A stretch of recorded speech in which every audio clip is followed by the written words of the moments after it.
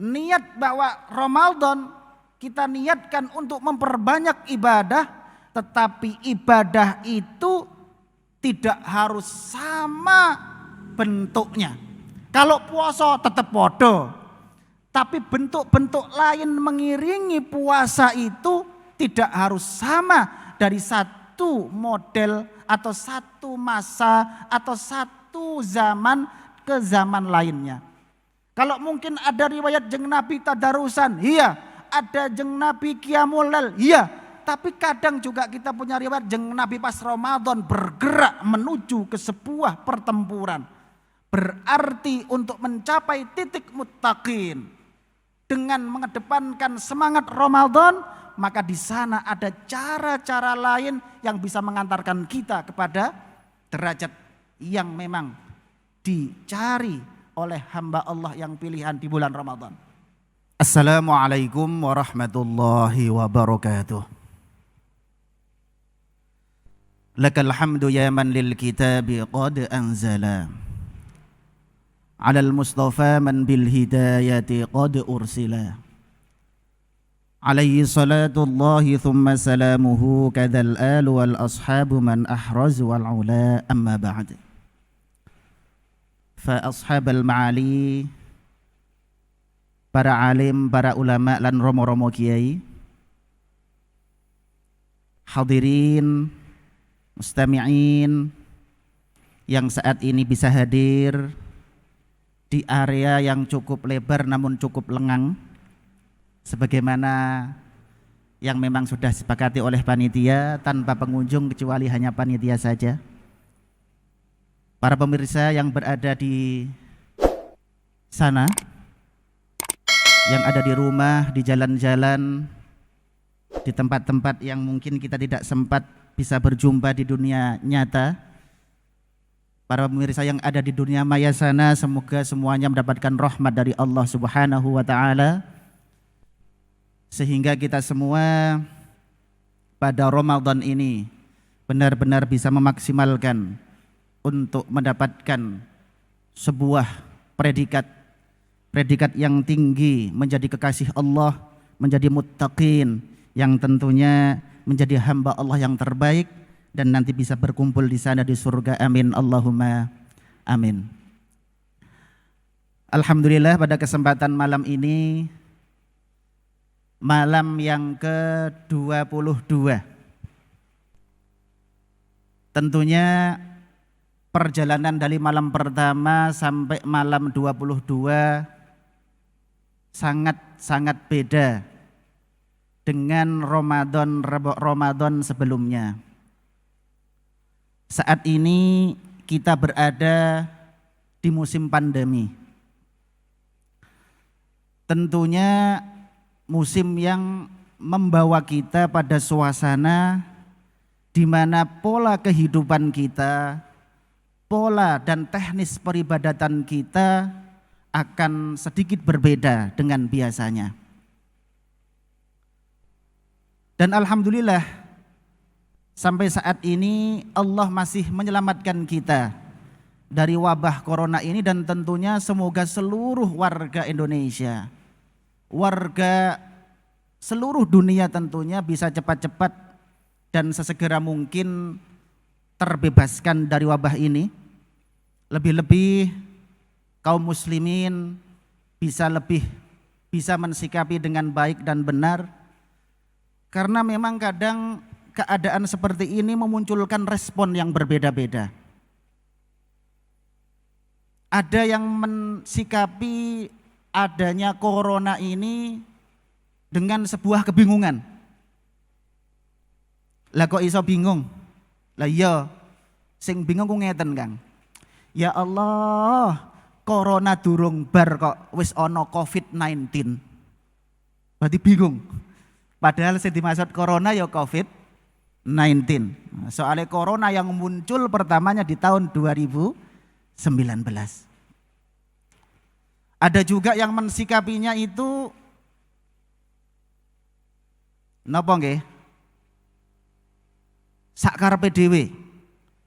Cara Jawa Kudus mungkin bedul. Sehingga kemudian dengan kebedulannya corona kemudian justru malah dibuat sebagai ajang gojekan, disingkat dengan corona, komunitas rondo mempesona. Ada juga yang justru melihat corona itu sesuatu yang sangat santuy. Wah, biasa ndak corona. Loh kok iso biasa piye? Kopi, biasa ndak? Apa jenenge? Rokok, meneh wong kudus. Nasi, lah cuman kopi, rokok, nasi lah wes biasa. Apa meneh untuk kota Kretek alias kota Kudus kita ini yang terkenal dengan kota Kretek. Ning kene yo ono kopi tapi yo iwoh nak ape ngombe. Engko ae digawa mudun. Ada juga yang ketika ketemu corona itu malah seneng banget. Jadi musim corona malah seneng. Contohnya sinten niku? Santri. Lagi ini ya mulai lebih dini. Dipulangkan, dipersilahkan, diizinkan pulang kembali ke rumah lebih dini. Ya salah satu contoh Pondok Yambuul Quran Menawan. Biasanya tanggal 20 Ramadan baru pulang. Oh awal Syakban sudah bisa kembali ke rumah orang tua sampai hari ini. Oh sewenangnya Pol. Mulai setahun sekali. Cuman sebentar hanya untuk Idul Fitri ini, oh lenggang kangkung dalam waktu yang cukup lama. Oh ini yang senang banget. Ada juga yang justru memanfaatkan adanya corona dengan berkreasi. Oh para artis, para penyanyi, wah, sastrawan memunculkan karyanya di musim pandemi. Rhoma Irama muncul ke lagu barunya, judulnya ya Corona. Grup band Raja ya membuat lagu yang berhubungan karo Corona. Lho kok kenal? Ya kanca kabeh. Iki.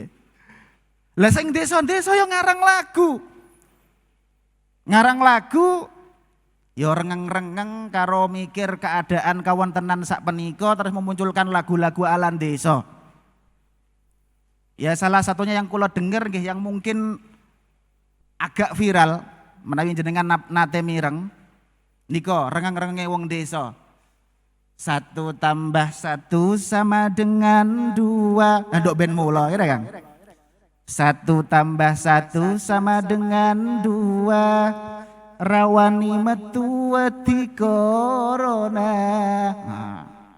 Ngombe dawet ning isor uwit. Sirahmu metoran duwe duit. Iku wong desa ngoten niku. Malah dilanjutno tuku kerupuk diwadahi sarung. Aja senengane sarungan. Tuku kerupuk diwadahi sarung.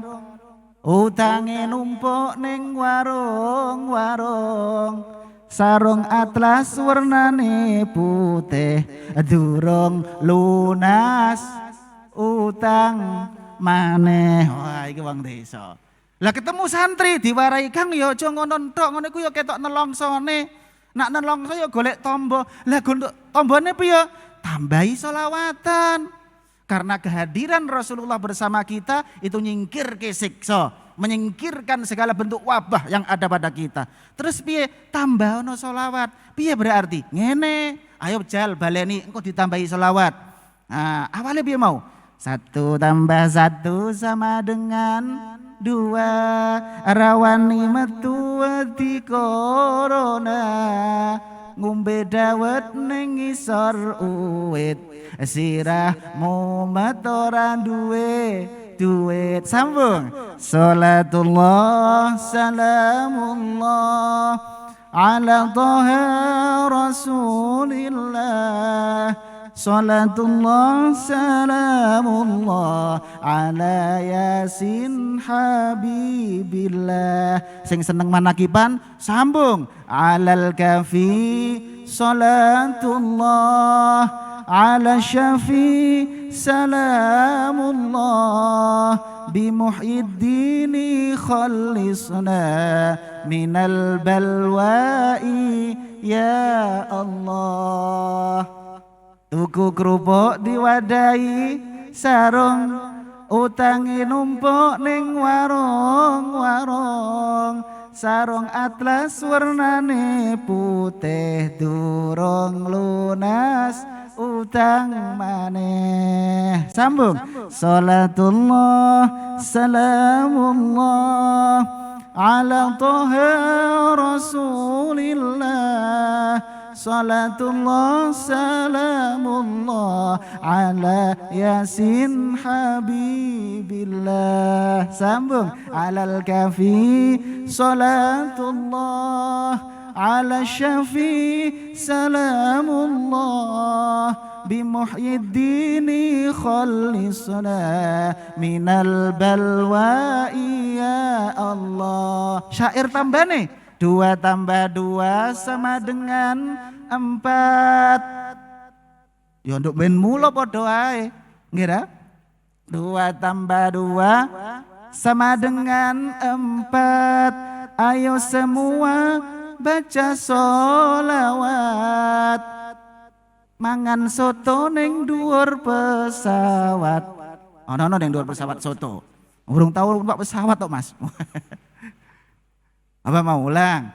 2 tambah 2 sama dengan 4. Ayo semua baca sholawat, mangan soto ning dhuwur pesawat. Corona lunga corona minggat, salatullah salamullah ala toha rasulillah, salatullah salamullah ala yasin habibillah. Sambung. Alal kafi salatullah ala syafi salamullah bimuhyiddini khalisna minal balwa'i ya Allah. Amin. Allahumma amin. Itu dari berbagai macam respon masyarakat kita menghadapi corona. Termasuk nggih ngeten iki. Oh, ada yang mensikapi corona itu dengan kehati-hatian. Majelis pengawasan sing asale berbentuk kerumunan iki digawe live streaming. Sing biasane ra tau tutup wajah iki dibiasakno nggawa masker kanggo hati-hati. Nggih, wong karena memang penularannya itu tidak seperti yang lainnya. Mbah kok iso ngono? Kula wingi didolani kalih Pak Kapolres. Nggih jagong-jagong masalah problematika kehidupan masyarakat di musim corona. Wah, beliau juga cerita sekarang memang peraturannya pakai masker. Kadang malah masyarakat niku numpak motor ora nggo helm, malah sing digoleki masker. Jadi sing ndadekno nggo masker ora sebab wedi atau bukan karena permasalahan kesehatan, tapi justru karena takut Pak Polisi. Wah, sing kelompok-kelompok kaya pengajian ra ono neh.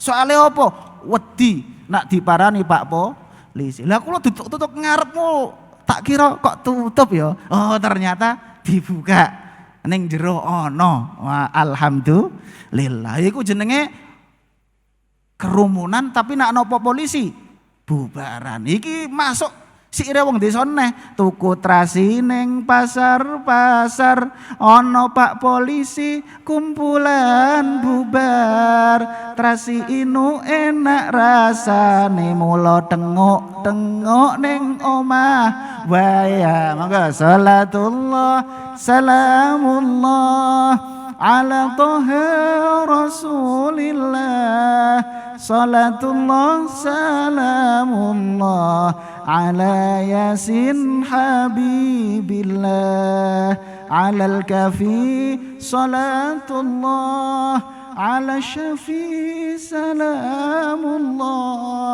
bimuhyiddini khalisna minal balwa'i ya Allah. Amin. Allahumma amin.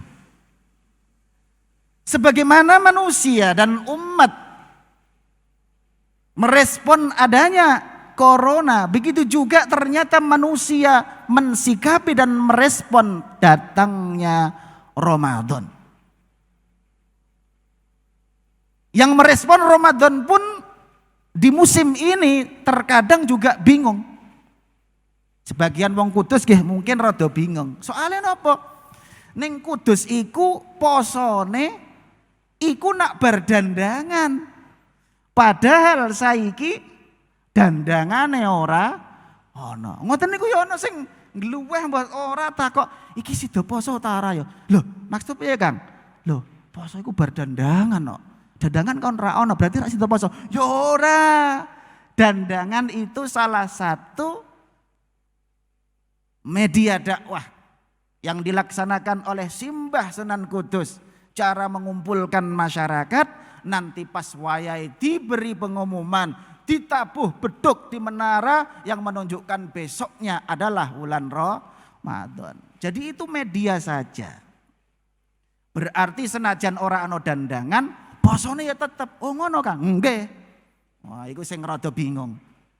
Lho jarene sumu li ru'yatihi, kon poso iku nak ru'yatihi roh dandangan. Ora li ru'yatihi roh dandangan ora. Iku ru'yatul hilal yang dilaksanakan oleh para ahli falak dan kemudian ada sidang isbat oleh Kementerian Agama. Ono sing ketemu Ramadan ora bingung, santai. Kowe kok santai Kang? Iya, biasa. Maksudnya apa? Ya biasa ora poso. Ora malah payah iki. Ketemu Ramadan santuy, biasa. Wah. Ono sing ketemu Ramadan seneng. Wah. Tapi kadang yo karena musim ini ndung patek seneng. Biasanya nak Ramadanan, wah sing pasar-pasar tambah mremo, termasuk ono dandangan, cuman saiki ora ono.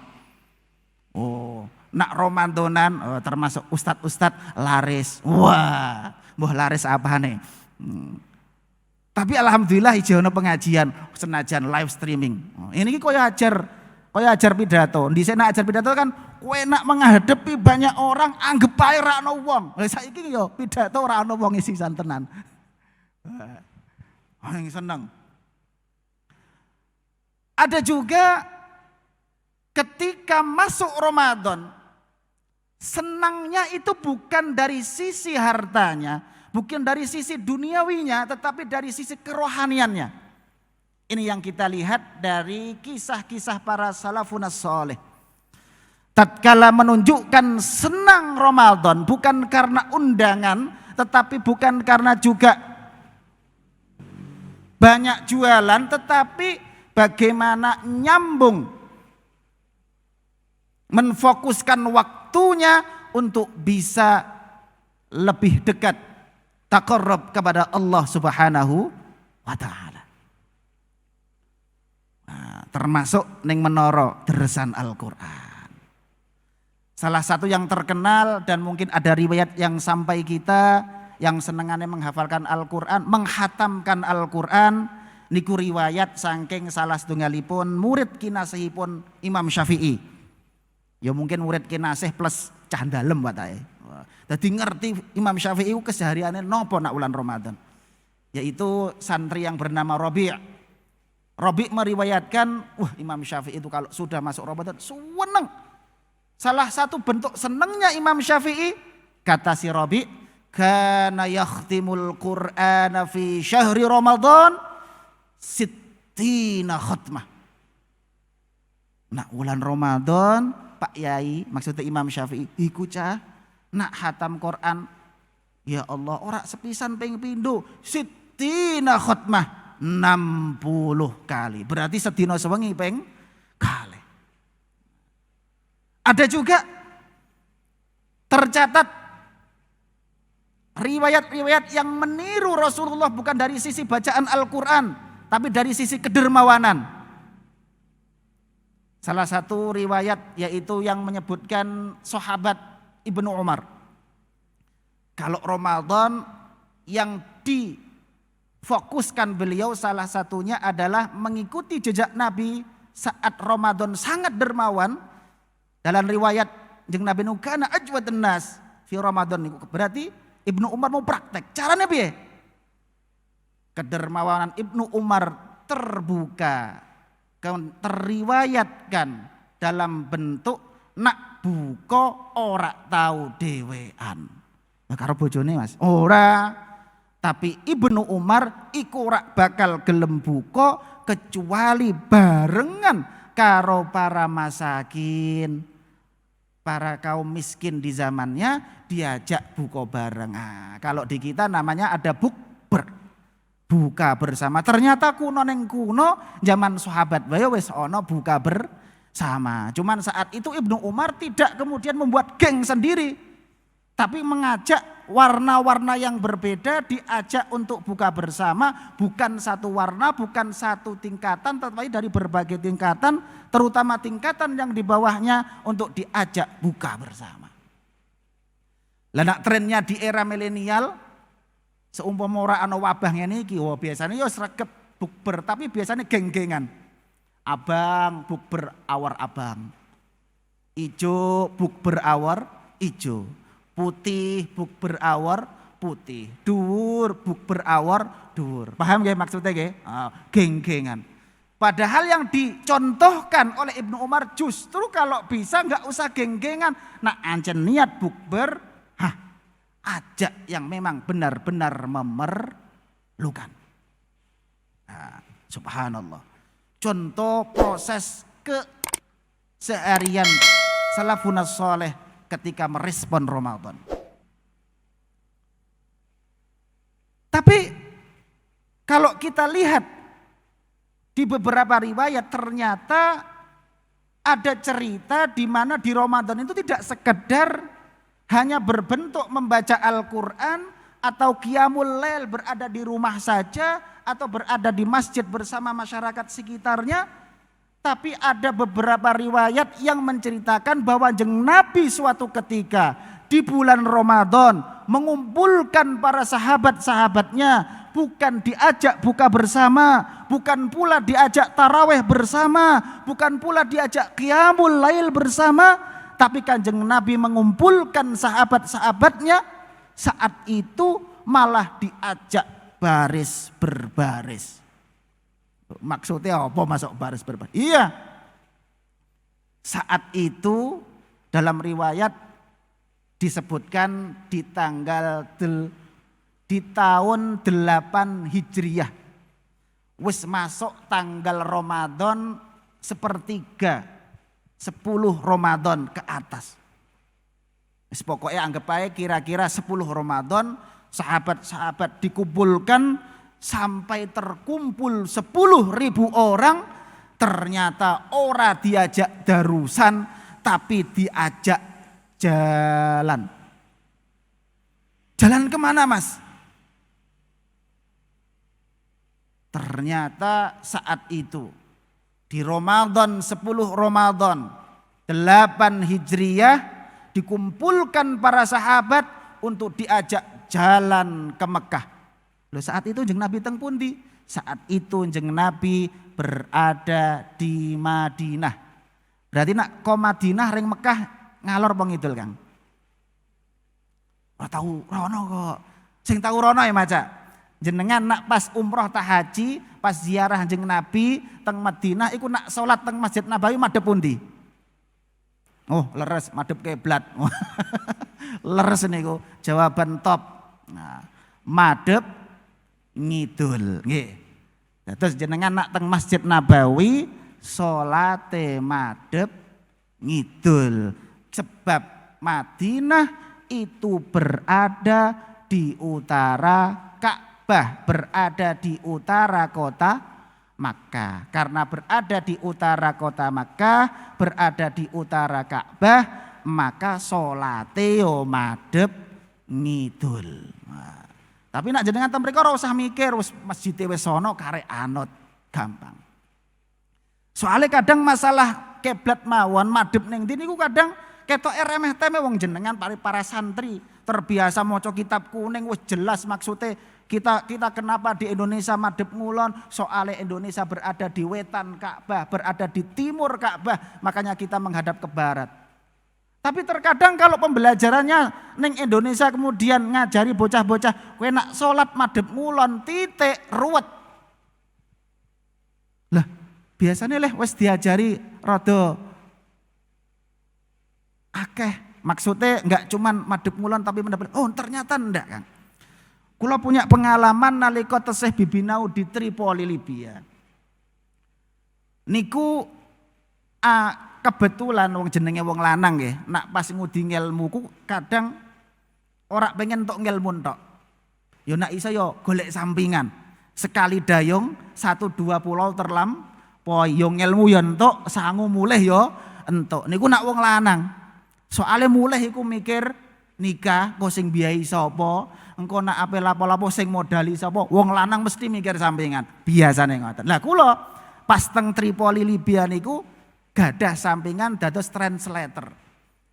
Menjadi penerjemah salah seorang kontraktor yang beliau ini membidani beberapa proyek besar di Libya terutama di bidang sarana prasarana pembuatan danau.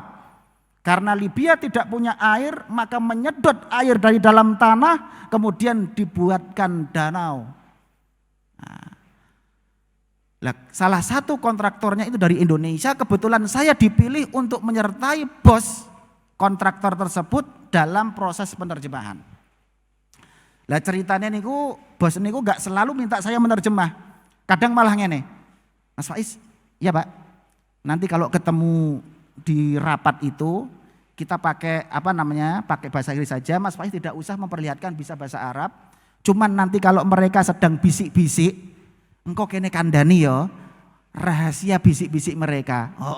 Kadang seperti itu. Jadi ngobrolnya antar dua kubu pakai bahasa Inggris, cuman kulo ken mendengarkan rahasia yang muncul di antara bisik-bisik dan pembisik atau negosiasi yang ada di pihak kedua yaitu pihak Libya yang pakai bahasa Arab. Kalau ada yang sesuatu yang penting disampaikan, sampaikan. Wah, terkadang yo nerjemah beneran. Kene nggo bahasa Inggris, kene nggo bahasa Indonesia, aku kon bahasa Arab ke. Wah, kadang semacam itu. Jadi modelnya macam-macam. Lah, yang ingin saya ceritakan fokusnya tadi masalah kiblat. Kulo pas ditari dados translator, kulo nyamung pesen ngeten, Pak. Kulo purun dados translator tapi syaratnya setunggal nak pas wayah salat kulo diangsali nggih, diizinkan nggih. Oh, enggak apa-apa. Saya izinkan. Jadi saya enggak nanya dia muslim apa enggak. Yang jelas kita sama-sama tahu saya tidak mau kemudian memaksakan beliau harus ikut saya.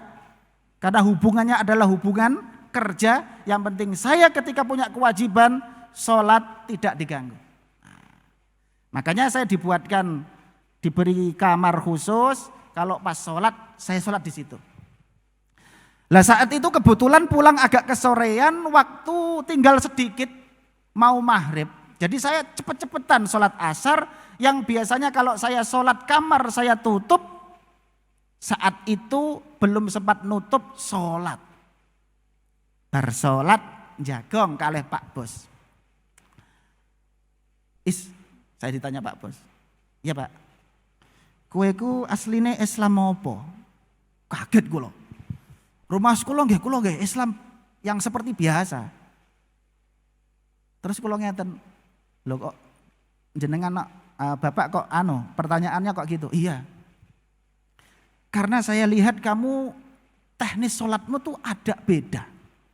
Dari sisi apanya Pak? Tadi kamu saya lihat sholat itu menghadap ke timur. Loh, Bapak kok paham masalah sholat? Bapak muslim? Iya saya muslim. Bapak orang mana? Surabaya. Muslim Pak, muslim. Bapak juga sholat? Kadang. Loh. Bapak kemarin, tapi saya pernah sholat kok di Libya. Tapi saya menggunakan ajaran dari yang guru-guru saya di Indonesia. Loh, ajarannya gimana Pak? Yang namanya sholat itu menghadap ke barat gitu. Oh.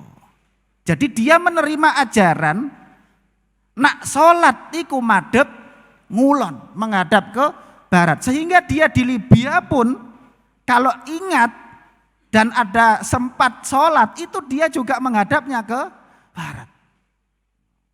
Lah melihat saya sholat menghadap ke timur, itu protes. Akhirnya saya terangkan, oh gini Pak, sebenarnya Islam saya ya seperti yang lain. Mungkin ada sesuatu yang memang perlu dijelaskan. Maksudmu gimana Is? Nah, karena saya tahu dia juga orang Surabaya, paham bahasa Jawa, ya kadang ngobrolannya pakai bahasa Jawa. Begini Pak, jadi aturan mainnya itu sebenarnya ada satu tempat yang dijadikan sebagai kiblat, yaitu satu arah dari semua penjuru sedunia. Lah, kiblat itu adalah Ka'bah yang berada di Mekah. Lah kebetulan Indonesia berada di sebelah timurnya Ka'bah, maka menghadapnya ketika sholat menghadap ke barat. Karena berada di timurnya Ka'bah, maka menghadapnya ke barat saat ke Indonesia. Lah kita sekarang di Libya itu di baratnya Ka'bah, makanya sholatnya menghadap ke timur. Oh gitu ya. Oke. Tapi gini Is, dia masih ngunggahi lagi. Sek. Saya belum bisa menerima 100%. Maksud Bapak begini, bumi itu kan bulat Is. Iya Pak, betul, 100% betul. Misalkan saya sholat di Libya menghadap ke barat pun, ujung-ujungnya kan bunder tutup Ka'bah. Bos munggahi. Mulai tok podo ae aku ning kene. Misalkan sampai di Indonesia madhep ngongetan leh, raurong muter tutup Ka'bah, wong jarane bumi iku bunder. Wah, piye sampean jelasane? Ngeten lho Bos, kula ngaten. Tapi sebelum menjelaskan boleh ngopi dulu Bos. Oh silahkan, bismillah. Wah, kapan tak umbe? Bismillah. Oleh Bos nggih, bismillah. Kok enak Bos? Nambah nggih. Bismillah. Alhamdulillah. Ngeten Bos, ceritanya Bos. Bos tadi kan orang Surabaya ya? Bos kalau ada meeting di Aceh misalkan, oke? Bos akan ngambil pesawat ke Papua dulu, apa langsung dari Surabaya ngambil ke Aceh? Oh, dalam bahasa bisnis ada efisiensi waktu dan ada efisiensi dana. Kalau saya sudah di Surabaya, ngapain saya ke Papua dulu baru ke Aceh? Ya dari Surabaya langsung ambil tujuan Aceh. Ambil jarak terdekat, efisiensi waktu dan efisiensi dana. Oh, sebenarnya dalam proses sholat juga ada efisiensi itu Bos. Jadi kalau memang lebih dekatnya itu ke barat, ya menghadap ke barat. Kalau lebih dekatnya menghadap ke timur, ya menghadap ke timur. Sama seperti teori bisnis Bos. Oh ya. Oh jadi nerangke ning Bos itu juga harus pakai teorinya Bos. Nah, terus akhirnya ki ambake nggih. Salat alhamdulillah kalau ingat dan menghadapnya saat itu memang di Libya menghadap ke timur karena kebetulan Libya berada di sebelah baratnya Ka'bah. Nah, kembali ke laptop. Lah tadi ceritanya jeng Nabi ngajak dari Madinah, ngajak melaku ke Mekah, berarti lu ngendi? Ngidul ke arah selatan. Diajak ngapain? Ternyata saat itu mau diajak ke Mekah untuk membuka kota Makkah. Membuka, maksudnya membuka. Kalau bahasa tarikhnya kan Fathu Makkah, untuk membebaskan Makkah, untuk menyerbu Makkah, untuk menaklukkan Makkah. Jadi mulai 10 Ramadan ku yo wes mungkin suasana yang mungkin jenengan biasa darusan terawayan yang ada itu adalah proses perjalanan dengan memutar pikiran bagaimana memenangkan proses penaklukan kota Makkah. Oh, ini sisi lain Ramadan. Kita mungkin sudah dengar ada perang Badar, ya itu juga di Ramadan. Jadi ternyata sisi-sisi ibadah di Ramadan tidak harus dengan cara yang sama, semangatnya sama, tapi teknis dan prosesnya bisa berbeda sesuai dengan keadaan yang ada. Sesuai keadaan di mana kita berada. Nah, kan saat itu ceritanya 10.000 berangkat. Jas. Nah, kenapa saya lebih milih Fathu Makkah cerita perangnya daripada Badar? Karena Badar rata-rata riwayat mengatakan tanggal 17 Ramadan. Lah kalau Fathu Makkah itu perjalanan dimulai 10 Ramadan, berakhir di Ashrul Awakhir min Ramadan, di 10 akhir dari Ramadan. Jadinya ya 20 Ramadan ke atas, kurang lebih kayak malam ginilah keberhasilan Fathu Makkah. Muangkat set.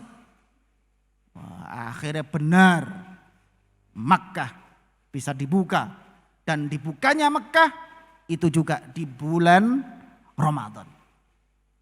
Jadi satu yang kita ambil hikmahnya, yang terpenting adalah Ramadan kita punya niat bahwa Ramadan kita niatkan untuk memperbanyak ibadah, tetapi ibadah itu tidak harus sama bentuknya. Kalau puasa tetap podo, tapi bentuk-bentuk lain mengiringi puasa itu tidak harus sama dari satu model atau satu masa atau satu zaman ke zaman lainnya. Kalau mungkin ada riwayat jeng Nabi tadarusan, iya. Ada jeng Nabi qiyamul lail, iya. Tapi kadang juga kita punya riwayat jeng Nabi pas Ramadan bergerak menuju ke sebuah pertempuran. Berarti untuk mencapai titik muttaqin dengan mengedepankan semangat Ramadan, maka di sana ada cara-cara lain yang bisa mengantarkan kita kepada derajat yang memang dicari oleh hamba Allah yang pilihan di bulan Ramadan. Misalkan saat ini mungkin banyak kawan-kawan kita yang mungkin gak bisa darusan. Kenapa? Karena mungkin dia adalah seorang tenaga medis. Dia Pak Dokter, dia Bu Dokter, dia perawat. Dia mungkin berada di sana. Di mana?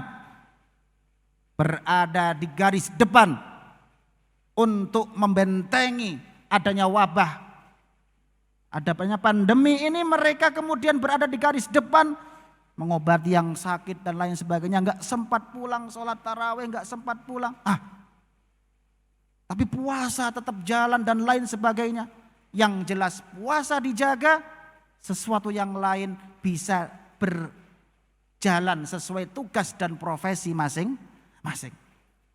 Nah, ini adalah respon dari manusia ketika terkena wabah corona, juga respon manusia ketika bertemu dengan bulan puasa. Ternyata responnya juga 11-12. Dari yang mulai nganggep santai biasa saja, ada yang kebingungan, ada yang kesenangan, tapi bentuk kesenangannya bisa berbeda-beda. Yang jelas kita berdoa kepada Allah Subhanahu wa taala agar kita diberi kekuatan, kita diberi kesehatan, bisa melalui Ramadan ini dengan baik dan bisa memaksimalkan Ramadan ini dengan baik, sehingga kita benar-benar menjadi hamba yang baik dan nanti yaumal qiyamati dikumpulkan beserta orang-orang yang baik fil jannah. Amin. Allahumma amin. Kirang langkungipun nyuwun pangapunten. Wassalamualaikum warahmatullahi wabarakatuh.